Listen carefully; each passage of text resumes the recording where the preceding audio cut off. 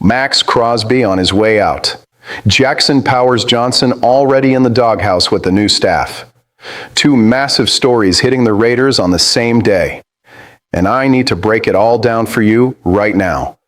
The Eagles and the 49ers are sitting by the phone, ready to call the front office and make an offer that's going to hurt every single member of Raider Nation. And inside the training facility, a second-round pick is fading out before camp even kicks off. It's going down, people. Buckle up and smash that like button, because today was absolutely insane. Let me get straight to it.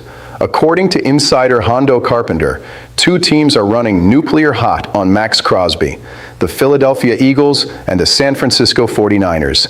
This isn't Twitter gossip. This isn't some random blog take. This is the same guy who called the Baltimore Ravens situation before anyone else. The trade that, if you remember, fell apart after Crosby failed his physical in one of the most bizarre storylines of this entire offseason. Carpenter had the wrong destination, but he had the right intel. And now he's waving the flag again, with two heavyweight teams in the mix. The 49ers have a glaring hole at pass rusher. They brought in Osa Odigizua, but CJ West and Sebastian Valdez aren't scaring anybody. San Francisco got close to signing Joey Bosa to play alongside his brother Nick, which tells you everything you need to know about how unsatisfied John Lynch is with what he has. Crosby would be a perfect fit in Shanahan's system. The Eagles? Howie Roseman got edged out on Myles Garrett, who ended up with the Rams, but he didn't stop moving. He went and grabbed Jonathan Greenard from the Vikings. But let's be real, Greenard is not Crosby.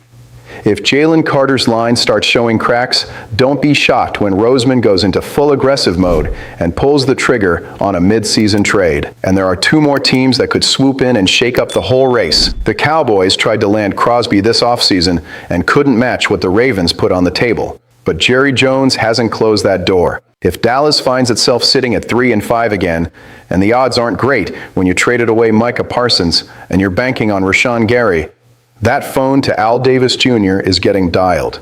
And this time with a different offer. The Bears are in the picture too. Chicago had an exciting 2025 season and looks destined to run into the Rams in the playoffs again. To beat Myles Garrett, you need an elite pass rusher. Montez Sweat alone isn't getting it done. Crosby versus Garrett in an NFC championship game would be the most anticipated matchup in the NFL in years. My take? No sugarcoating. If the Raiders move Crosby during the 2026 season, that's the front office finally getting real about this rebuild. That's management saying, we're done pretending we're contenders. We're collecting first-round picks, we're building the right way, and we're done fooling our fan base. I'd rather see that than watch Crosby burn the best years of his career on a team that still doesn't know what it wants to be. The question isn't if he's leaving anymore. It's when and for how much. If the Crosby situation already had your stomach dropping, just wait until you hear what's going down with Jackson Powers Johnson inside the Raiders' own facility. Here's the quick version. Former wide receiver Ryan Hogue watched one OTA practice and walked away with a serious observation. According to Hogue, the relationship between Powers Johnson and the new coaching staff looks unsettled. Not a blow-up, not a confrontation, just cold. And when there's a cold dynamic between a player and the coaching staff at the start of the season, we all know how that story ends. The player ends up on the bench. What makes this serious isn't that Hogue said it. He openly admits it was based on one practice. What makes this serious is what beat writer Jesse Merrick found out when he started making calls inside the organization. Almost nobody went to bat for JPJ. Not a single, no, he's solid, he's locked in as a starter. The silence said everything. And the context makes it even more ridiculous. The Raiders signed Tyler Linderbaum in free agency, one of the best centers in the NFL, which theoretically gave Powers Johnson a clear path to focus on guard, where he was drafted to start. His situation should have gotten easier on paper. And somehow he's still in the cold with a brand new staff. My read, and I'm not softening this, the new staff has zero interest in a high-personality guy who isn't backing it up with consistent performance on the field. JPJ is the type who does radio hits, who's the loudest voice in the locker room. And that's great when you're balling out. When you're still fighting for a starting spot, it becomes a liability. Here's where I stand. Straight up. I'd keep JPJ on the roster for now, but the clock is ticking.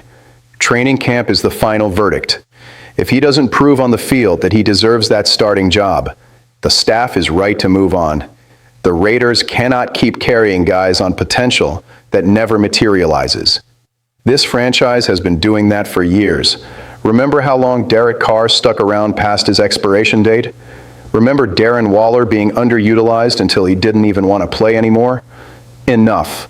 If JPJ doesn't deliver in camp, you thank him for his time and you move forward. He still has a window to flip this script, but it's closing fast, and it's entirely on him to turn it around. So that's the reality check for today, Raider Nation. Crosby might be playing his final games in silver and black, and JPJ looks like he's disappearing before camp even starts. Two players, two completely different problems. One franchise trying to rebuild for real this time. Now drop it in the comments. Would you take the Eagles' offer for Crosby today in exchange for first-round picks? Or would you keep him and bet on JPJ being part of the next winning cycle? Raider Nation, see you tomorrow.